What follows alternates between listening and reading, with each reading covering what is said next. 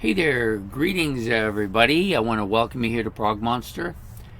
My name is Murph. I am the host of this show. This is a show dedicated to progressive rock and, of course, to other types of rock music. So, it's Saturday. I've been working on this for a better part of 2 weeks now. This is my exploration of the prog universe, or progverse if you prefer. Basically, it's a show that I do once a month where I talk about a particular progressive rock band that I like, maybe you like as well. And I kind of like to go a little bit through their history, talk about their albums, talk about them as a band, their unique skills, the music writing, that kind of stuff, where they are currently. And I've chosen a band today that is much beloved by most people in the prog universe here, I think. And for most people who listen to progressive rock, definitely a beloved band of mine. Discovered them fairly early on, probably I think about 1982. I got Wind in the Weathering. Yes, we're talking about Genesis here.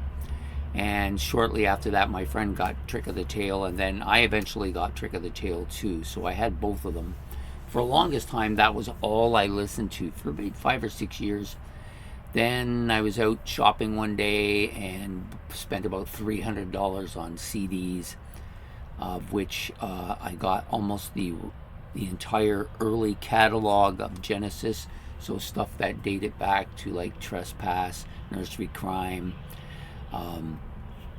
Foxtrot, Selling England by the Pound. Those were the 4 that I got that I remember, plus I already had 2. So at that point in time, I thought Trespass was the first album by them. Actually, I didn't get it that day, that's right.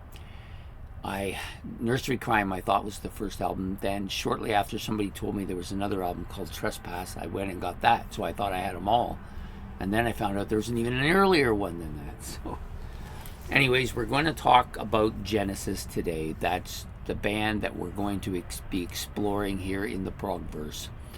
This is, like I said, a much beloved band, a band that many people cite as being influential on them. So we'll talk about the formation of the band first. I'm probably going to need my glasses just to glance at my notes here and there. So this band was formed at the Charterhouse School in Godalming, Surrey, which is in England, and back in 1967. So they've been around for a fairly lengthy time. There were basically 2 bands at the school that were kind of rock bands that people knew about. One of them was Anon, which was short for Anonymous, and the other one was called Garden Wall. Okay, so Anon had Rivers Joby, or Job, I think it was pronounced, on bass, Richard McPhail on vocals, Anthony Phillips on the lead guitar, and Rob Terrell on drums, and then Mike Rutherford joined to play the rhythm guitar. So that was Anon. The other band, of course, was called Garden Wall, which featured Peter Gabriel on vocals, Tony Banks on keyboards, and Chris Stewart on the drums. So they were both playing at the school at the time. Of course, back in that time period, schools weren't always happy with having rock musicians and thought people should concentrate more of their time on their schooling. This was the case with some of the members of the band, their parents thinking that way, some of the members of the faculty pushing on certain people to get out of it. McPhail, I think, was one of those guys pushed on a little bit by faculty to get out of it, but he stayed in there for a bit. In about 1968, I believe, so they've been together for about a year and a half. Anon, who had been like playing at pubs here and there and doing stuff around the school, playing in like concert venues with other bands, and also played with Garden Wall. Sorry, got something in my throat which distracted me. Yeah, so they had played with each other, not with each other, but in the same venues at different times. So they knew of each other is what I'm basically getting at here. So eventually Anon dissolved. Anthony Phillips and Mike Rutherford continued on as the rest of the members of the bands kind of went their own way, but those two stayed together playing with each other, and eventually they merged with the members of Garden Wall, forming a band, and then they took on the name Genesis. Now, they had several different names prior to that they were considering, but it ended up being Genesis. At this point in time, they were basically just a band playing around. They played some gigs. Then they started to get a little bit more serious about their music. So their first album, which is this one, Genesis to Revelations, their first release, didn't originally have the Genesis logo on it. It was taken off because there was a little bit of confusion, I believe, between them and an American band using the same name. So they're because they had kind of signed up as the brainchild of this whole thing was published and produced by King. King was the main guy here, so he kind of was working for Decca Records, so he got them to first produce some singles. They pushed about 3 different singles, I believe, and then he pushed them to put this album out. This album is very poppy. It's a lot of poppy, but because it didn't have the Genesis name on it, it just had From Genesis to Revelations, a lot of people thought this was a church album and was put in the church section, so it didn't sell very well. I can see that happening back then, but it wouldn't happen today for sure. So after that, the 3 separate singles that they put out and the album that they put out didn't do particularly well, and due to this lack of success, I think Mike Rutherford or Tony Banks actually said that they did about 600 or so albums, or maybe it was 160 albums. Can't remember. Anyways, because they weren't getting any notoriety, they decided to part ways with the guy King, who was the connection to Decca. So they decided that this wasn't working out, so they split with him. They only had like a kind of a year contract with him anyways. Album didn't do so great. As soon as that happened, they kind of split for a bit there, and then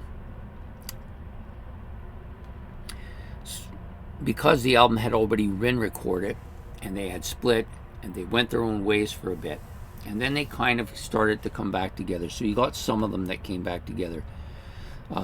First Gabriel and I'm drawing a blank. You gotta love it when your brain doesn't work, right? So we'll talk about, so Anthony and Rutherford came back together and were kind of writing music that they wanted to write more complex stuff. So they started kind of writing together, and then they met up with Gabriel and Tony Banks. That's who I was trying to remember. And they kind of agreed with them, so they were writing this kind of more complex stuff that they wanted to do, and they didn't want to go back to what they were doing on this album, this stuff is not bad. There's some good stuff on here, just it wasn't really what they wanted to do. So they started moving away from that direction, and because they wanted to do this, they started to they made like 4 tracks, I guess the best way to do is they recorded almost like a demo, 4 tracks.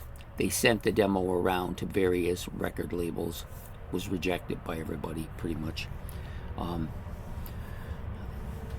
and because it was rejected, the drummer decided he was going to leave the band. Silver was the drummer. and he left the band, and he went to the United States to pursue his own career in some other field. Can't remember what it was.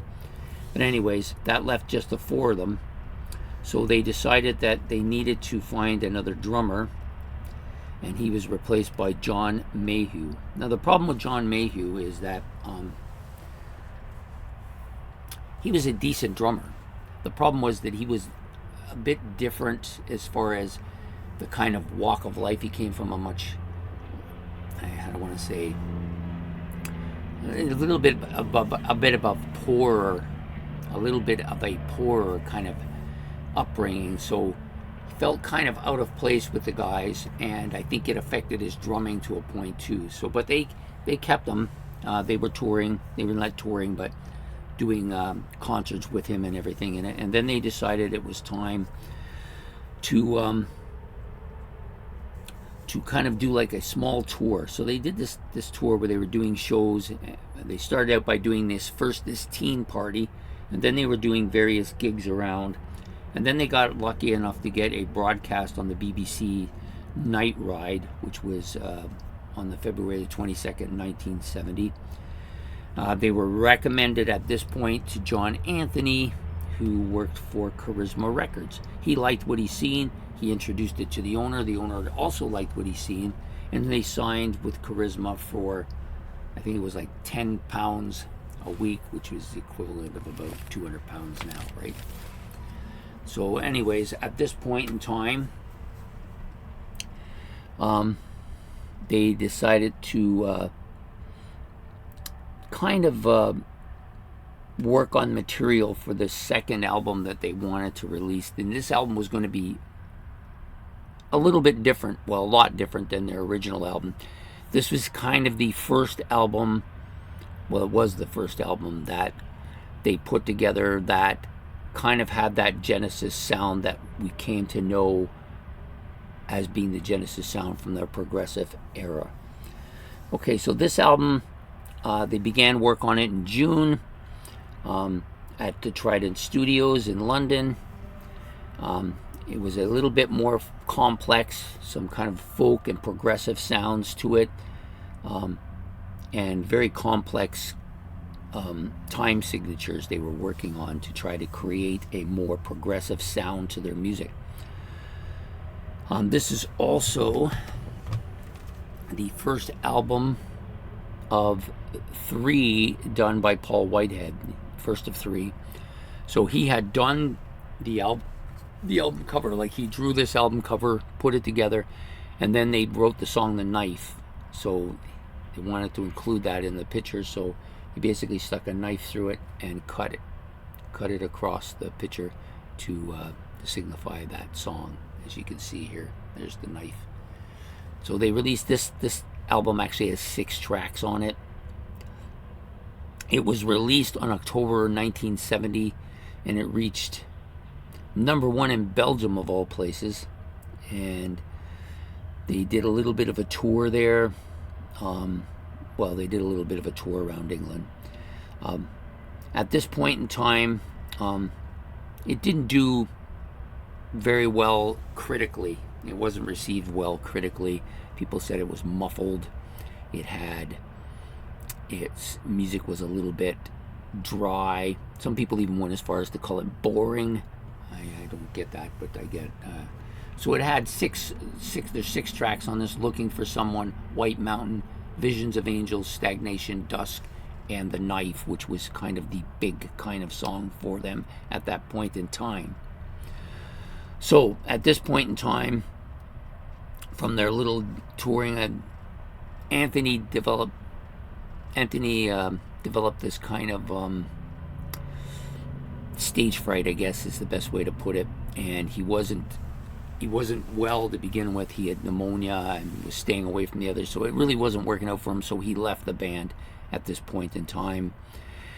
And then they decided to continue, but they fired Mayhew at the same time because he was a little bit subpar. And Tony Banks said, if we're going to continue, I don't really want him as the drummer. I don't think he is up to the same snuff as the rest of us. Basically, that's what it ended up being. So they started looking for a guitarist.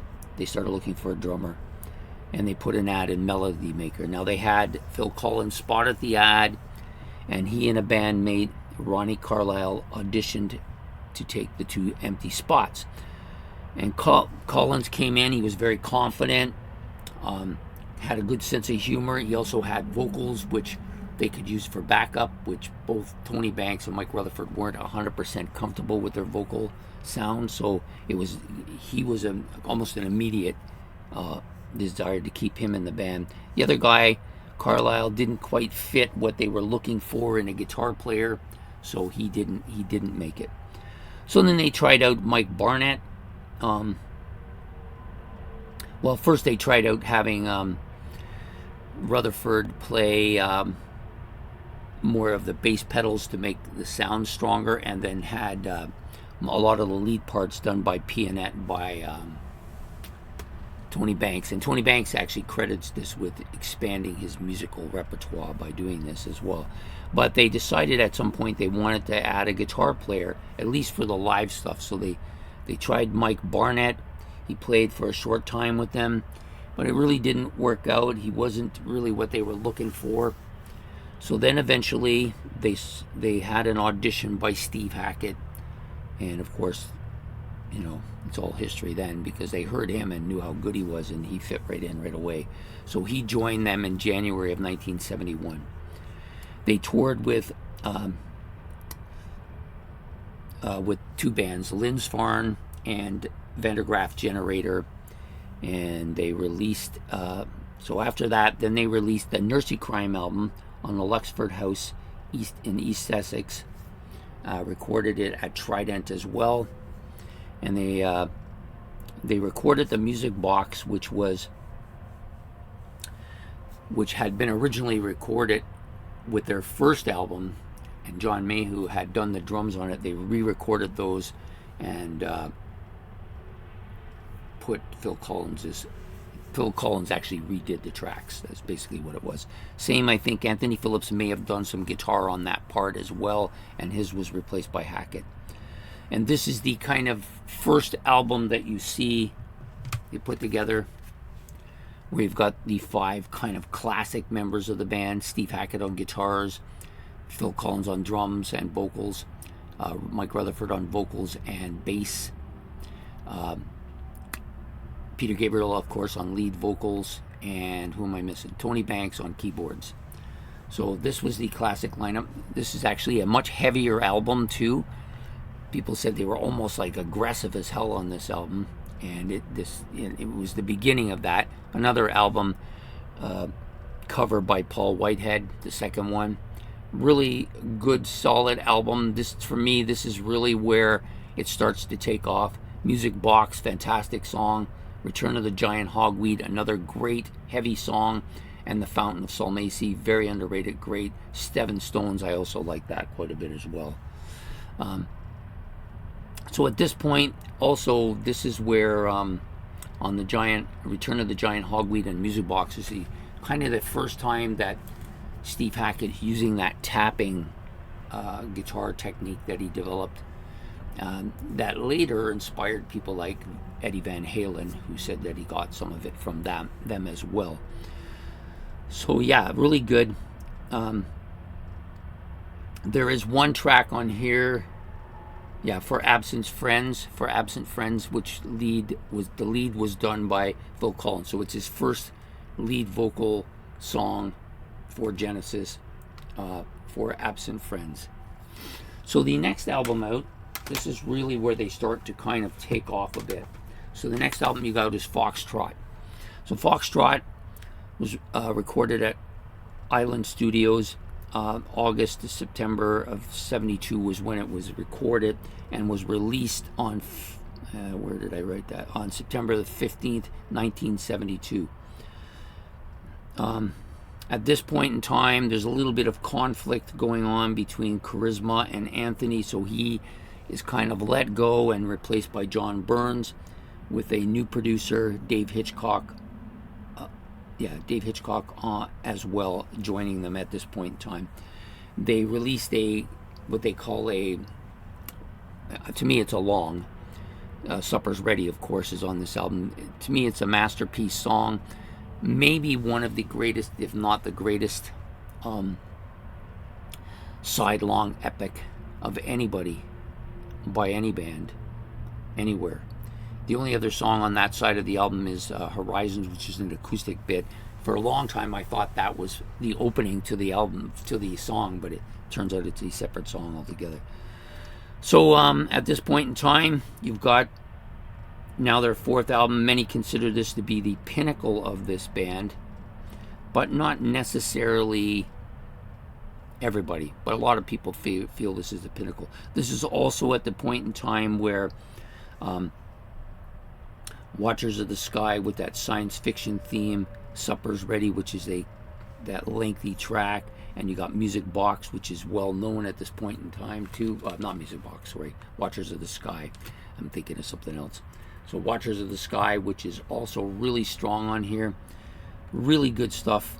And this is the point in time where Gabriel takes on this stage persona, where he decides, he surprises everybody while they go on tour between September and August. September of 72, August of 73. He surprises them while they're doing, this is where the Music Box part comes in. So they're doing the Music Box solo part, and he leaves the stage and comes back dressed in a red dress with a fox's head on it, surprising all the members of the band.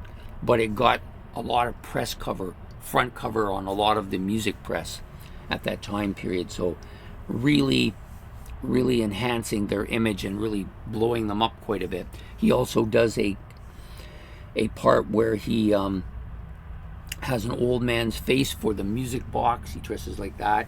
And then there's one other thing where he does for Supper's Ready. He paints his face all white, and his hair, cuts it down the middle. I don't know if he cut it or actually put a piece there and pulls it back, and had the big bat wing cape or cover that he used. So he was doing some kind of what we would call nowadays, what would we call that? I can't remember what we would call it, but really good on-stage persona, creating a kind of live, kind of arena rock type feel to it as well. Yeah, really good. So this is where this kind of begins, that kind of stuff begins with them. And they release, at this point in time, they also release this album, Genesis Live, which has 5 of the tracks from the first 4 albums. Well, 3 actually, they didn't put any on from the first album. So you got Watchers of the Sky, Get Out by Friday, Return of the Giant Hogweed, Music Box, and The Knife. And you really see the difference on the Knife here, especially between the guitar and the drums, replaced by Hackett and Collins at this point playing this track. So the next track out, the next album up is Selling England by the Pound. At this point they'd signed a new contract. They recorded this at Island Studios in 1973, and it was released on September the 28th, 1973.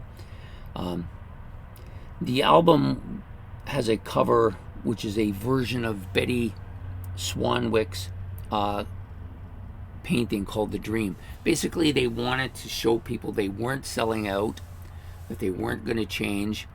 They were still very English. They weren't going to try and change their music to get themselves into the American way of living. And this, they took that theme, Selling England from the Pound, from the Labour Party, which was a party is a party in the United Kingdom. They toured Europe and North America September to May of 1974, so September 73 to May of 1974, promoting this album. Then comes the Lamb, this album actually, there's the cover. That's the one I want to show you, The Dream. He's sleeping, very kind of English looking, eh? And the music on this is very English sounding, more so than I think any of their other albums. Next up we have The Lamb Lies Down on Broadway, which is a double album, concept album. Peter Gabriel came up with the concept of a Rael, who's a Puerto Rican who tries to discover his spirituality by meeting all these different kind of characters. And so he writes all the lyrics for the album, and the band writes all of the music, but they're not really happy with him because he's not there a lot. His wife was ill with they had a really difficult first child being born. He didn't get a lot of understanding for that from Rutherford and Banks, which really they weren't supportive at all. Brian Eno helped by doing some synthesizers here, and in payment for that, Phil Collins played the drums, although Phil Collins didn't know that, but that's what he ended up having to do to pay back for Eno's for playing a track on his album as well. So this album, many consider to be Genesis' best album. Not my particular favorite, but I can see why a lot of people like it a lot. It's very different from the string of albums they put out up until this point, and then they're kind of on a curve going like this, and this album is like here. And then they continue on that curve with the next album.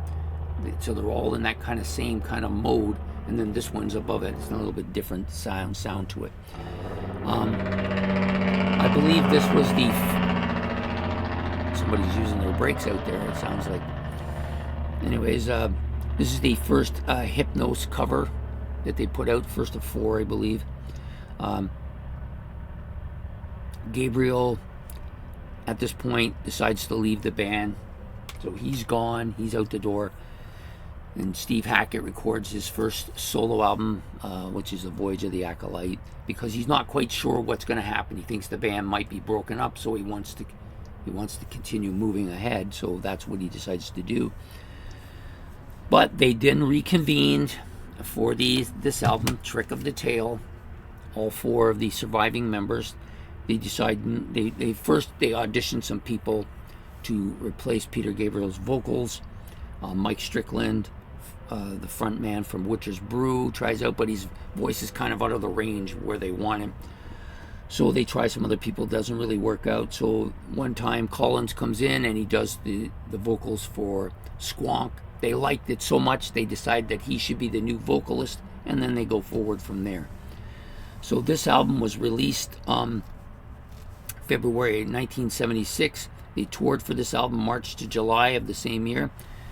Collins wanted to have a drummer who he felt comfortable with in the band, and Bill Bruford volunteered to play on the tour, and so he played as the drummer for Genesis for this tour.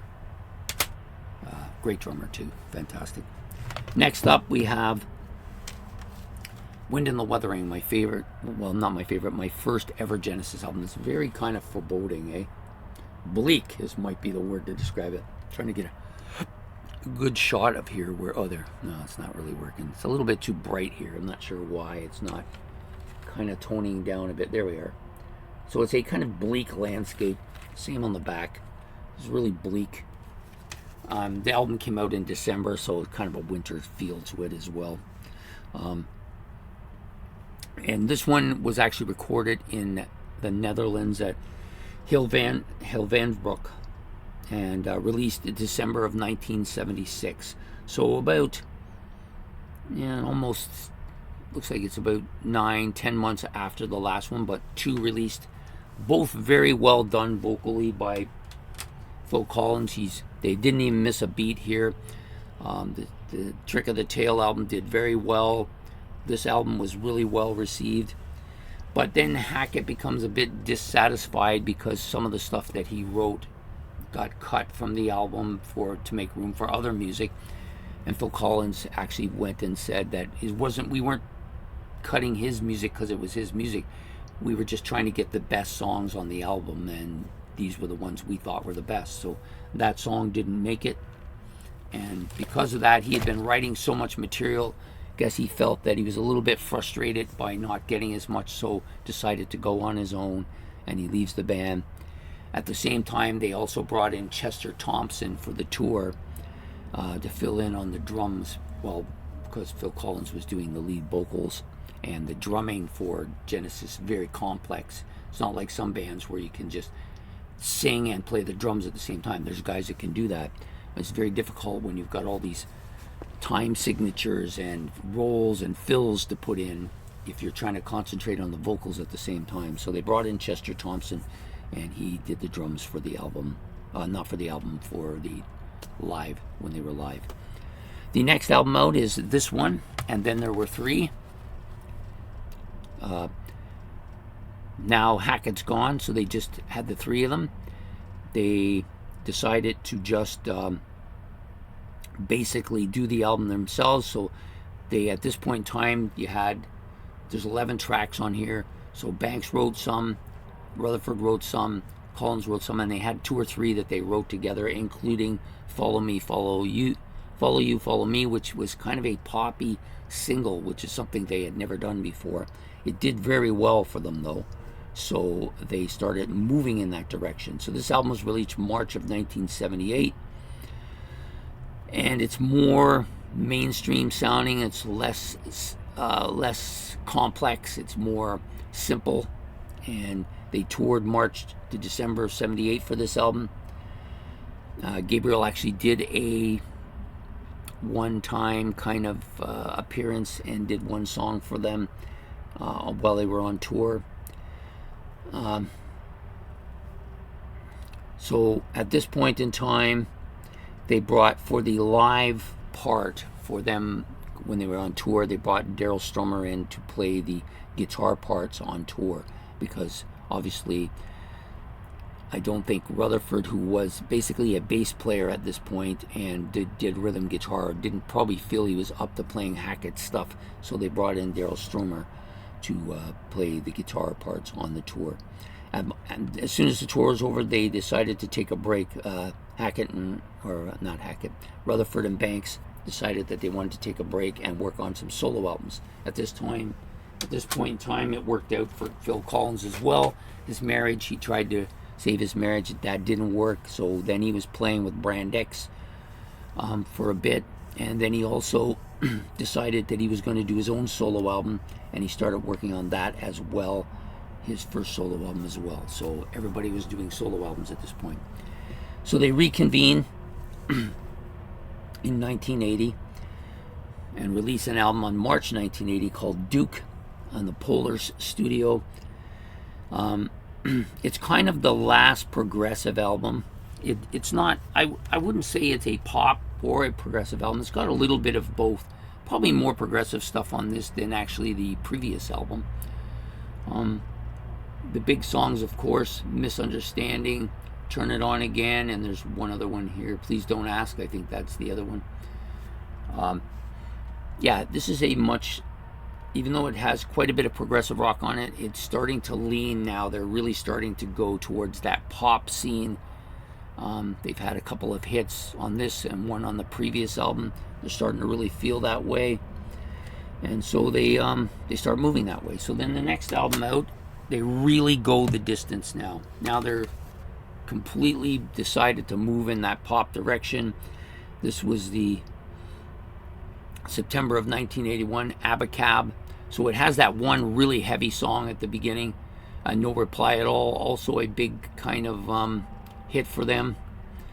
Lots of really good kind of poppy stuff, but not so progressive as it was before. So the band is now taken on an entirely different audience by this time, and some of those audiences don't even know about the Peter Gabriel era at that point in time. Next album up is just self-titled album, Genesis. I love the cover of this. I know some people think it's kind of stupid, but I actually like this a lot. It's released March 1983. Another breakout kind of, they take another, not a breakout, they take another break from recording to do more solo work. Really good. This has got a lot of like Mama's on this, Illegal Aliens on this. It's really kind of a poppy album, but still has a little bit of that progressive sound to some of the tracks, so, but not too much. Basically, it's moved completely over at that point in time. Next album up did really well for them too. June 1986, Invisible Touch. Okay, so I'm not really sure why this is, but oh, I see. Well, I'm not really sure, to be honest. So at any rate, let me put that back together. The writing for it is upside down on the back. So Invisible Touch is on this. Dominoes on this. into deep, yeah, lots of like kind of poppy stuff, really poppy. I think the album itself, correct me if I'm wrong, but I think this album actually sold about 7 million copies. And that by this time they've had 2 or 3 #1 albums in a row, at least in England. And this was one of them. So they had their break and they came back with that. Their 13th studio album. Their 14th studio album. Oh, before that, they did a concert, which Tony Banks has gone on record as saying one of the most influential concerts to him in their history. They played at the Nebworth Festival on June the 30th, 1990. The headliner for that was, of course, Pink Floyd, but he has gone on. There was over 300,000 people there. He said it was one of the biggest experiences of his life. So this album, We Can't Dance, was the next one. This one came out a little bit later, like in November 91. So they had taken about a 5-year hiatus between albums at this point. Sorry, I'm not getting a really good picture of it. Really different type of cover to it. It's got that more stylized Genesis look to it that became more popular with them. And at this point in time, album did okay. I think this is a pretty crappy album, to be honest with you, but not for me, but for maybe more of the modern era Genesis fans, maybe it's a good album. Collins leaves the band at this point, deciding to go work on his solo stuff and work on making movie scores and stuff like that.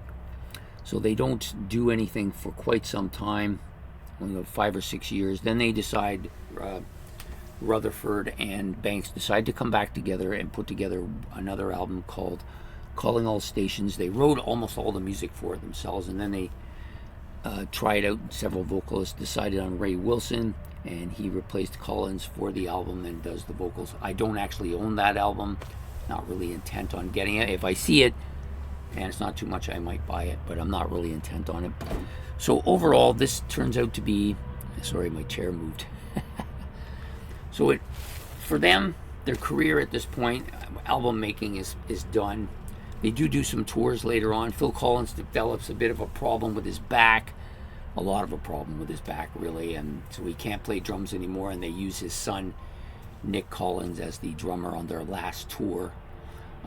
There's a couple of times where it looks like they might get back together, but, various different scenarios. But for whatever reason, that the first time Peter Gabriel couldn't work it out. Steve Hackett said he'd be willing at any time to do it, but he didn't think it was going to happen. Now Phil Collins' back is shot, and he can't have Phil Collins and Peter Gabriel. Who's going to do the singing? I guess they could split it, but then half the time one of them's going to be doing nothing, because I don't think you want Peter Gabriel singing Phil Collins' music. Doesn't really make any sense. So it looks like it's pretty much done now. They did do a documentary where they talked, the original 5, the big 5 members, the classic band got back together: Hackett, Gabriel, Collins, Rutherford, Banks, and they did kind of a documentary on the original albums and where the band went from up to that point. So I've really enjoyed doing this. It's a bit longer than I wanted to. There's a lot of stuff to memorize. I'm not really good at that, but I do enjoy this band quite a bit. And I think as I go forward doing these prog verse, exploring the prog verse things, it'll get a little bit simpler. I'm going to simplify it more and more so that we're just basically talking about the music of this band, of these bands. Kind of similar to what I do for metal, but I'm a little bit more into prog, so there's a little bit more detail in it. So I hope you've enjoyed this episode of Exploring the Prog Verse, featuring none other than rock legend, progressive rock legends, Genesis. Please hit the like and subscribe. Don't forget to make your comments about any of the stuff that you've seen. And just keep in mind that even though I didn't talk much about the later part of Genesis, I know that there's a lot of people out there that really like that kind of music, but that's not what I'm about. I kind of prefer the earlier stuff, so that's no disrespect to the people who like the later stuff. I'm just not as adverse in it because I never listened to it as much. But at any rate, don't forget to hit the notification bell, and we will be back in 2 weeks' time with an episode of Metal Band hasn't been chosen yet, but I got 2 weeks to come up with a band and put one together for metal, which is going to come out in 2 weeks. So I hope to see you then. Take care and have a good one. Goodbye.